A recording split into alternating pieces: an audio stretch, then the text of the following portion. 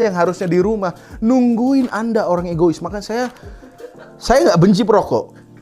Kalau Anda perokok bisa berangkat sendiri ke rumah sakit paru, bisa bayar sendiri di rumah sakit paru. Saya sebel lagi sama perokok bukan karena dia menularkan asap rokoknya jadi negatif, bukan. Saya sebel sama perokok karena Indonesia ini menjadi terhambat pembangunannya gara-gara kulinya sebat dulu. Gak cuma kuli, semua industri kreatif, semua stand up comedian, apabila kita ingin bekerja, sebat dulu. Dan gobloknya adalah kita yang tidak merokok mengalah sama satu perokok.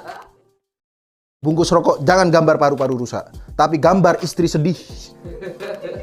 Gambar ibu Anda tidur di lorong-lorong rumah sakit karena ada miskin, tidak punya uang untuk bayar rumah sakit mahal. Rokok gambarnya anak kesepian, anak narkoba gara-gara bapaknya mati muda. Merokok, tapi nggak apa-apa. Tapi saya tidak anti rokok, ya kan? Karena siapa tahu ada sponsor rokok. Salah satu kisah lagi, saya dulu di rumah sakit sering caper. Ada pasien, teman saya kalau masuk ke ruangan-ruangan, dia bilang, dia penyuluhan. Oh, ibu kalau panas gini. Wah, sangat mudah. Saya masuk ingin caper ke seorang ibu yang panas. Bu, apabila ibu panas banyak minum. Ibunya tidak tersenyum, tidak marah, tapi bertanya, Mas, kok banyak minum? Kata dokternya nggak boleh. Saya lupa. Kakinya bengkak. Dia diabetes, bengkak kakinya. Apabila minum, memang dia tidak panas. Kakinya jadi kaki gajah. Banyak sekali pengalaman. Praktek di panti jompo. Di panti jompo Pandaan. Panti jompo Pandaan saya melihat orang tua ada yang saya tanya, ibu kesini kenapa? Ya ada yang memang udah nggak dirawat sama anaknya, ada yang nggak ada keluarganya. Ada lagi anak bangsat, orang tuanya ditinggalkan di panti jompo dengan iming-iming diajak liburan. Ya Allah. Sumpah ini kisah nyata. Di Pandaan saya tanya, Bapak kenapa masuk sini? Saya diajak keluarga saya, tapi ditinggal di sini. Saya mau marah juga. Bapak harusnya curiga juga dong. Kenapa diajak liburan ada perawat-perawat? Dan kenapa liburan bertemu orang-orang tua juga? Harusnya Anda curiga Bapak kakek nenek yang ada di panti jompo Pandaan. Tapi meskipun saya kasihan tetap keluarganya bangsat. Jangan begitulah. Narkoba dilarang bukan karena bahaya. Membuat Anda ceramah di tempat orang gila. Saya melihat, ya Allah, ini kenapa? Dan mereka serius.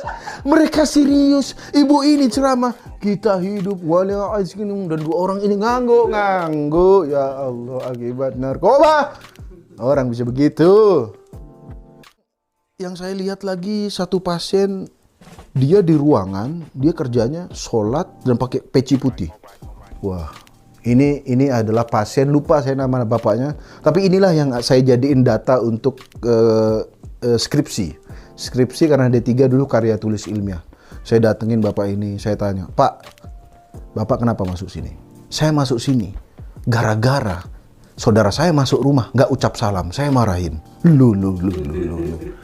Kenapa masuk rumah sakit jiwa Bapak? Padahal dia bener dong, dakwah ada saudara, meskipun mungkin saudaranya ditampar terlalu keras mungkin ya, nggak tahu. Yang jelas alasan dia masuk ke sini karena sesuatu yang benar. Terus saya tanya lagi, Bapak sebelum masuk ini apa Pak? Saya ikut pengajian. Loh. Bener juga. Terus Bapak kegiatannya di sini apa? Saya sering ngimamin sholat. Loh. Kenapa orang ini bisa masuk rumah sakit jiwa? Saya tanya lagi. Terus Bapak kenapa masuk sini Pak? Kan Bapak ini bener. Barulah dia mengaku. Dia bilang gini, Mas, asal Mas tahu, di dalam tubuh saya ada naga. Yang susah menjadi pelawat. Yang susah ini adalah apa? Tidak boleh ketawa. Tidak boleh ketawa. Bayangin Anda tidak boleh tertawa mendengar seorang bapak tua uban peci di dalam tubuhnya ada naga. Son Goku bukan, Piccolo bukan, ada naga di tubuhnya. Disitulah tantangan saya 3 tahun kuliah untuk tidak tertawa mendengar itu. Saya Sumpah itu lucu banget ya. Bang Eri, Beb, Iya. kalau kita nih yang menumpang sholat di gereja tidak apa-apa, ya kan? Malah orang mungkin wah toleransi, tidak akan ada masalah. Tapi apabila Bang Yeri yang beribadah numpang di masjid kita, Bawa gitar. jangan kan di masjid. Bang Yeri dan teman-teman beribadah di rumahnya saja, di ruko, di rumah dibubarin. Jadi tolong kepada teman-teman umat Islam, sebenarnya tidak apa-apa menumpang di gereja. Di gereja. Tapi kan masjid, musola, semuanya ada. Ada. Di pom bensin, rest area, semuanya ada. Sedangkan gereja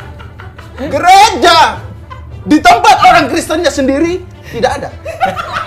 Apalagi di rest area. Apabila sebuah rest area ada gerejanya, sudah pasti rest area murtad. Tidak ada yang mau berhenti di rest area itu. Sebenarnya Yang ada itu adalah Kristen area. Bukan rest area. seperti YouTube saya itu, channel YouTube saya ini, Ya. tidak nulis. Kalau ditanya, kalau penontonnya sedikit sedih nggak sedih, karena bukan saya yang butuh, Tapi Anda yang butuh pencerahan. Saya walaupun penontonnya 0, tapi ditonton sama para malaikat cukup. cuma channel ini subscribersnya malaikat, yang nonton 0, yang like 1 juta. Jadi kan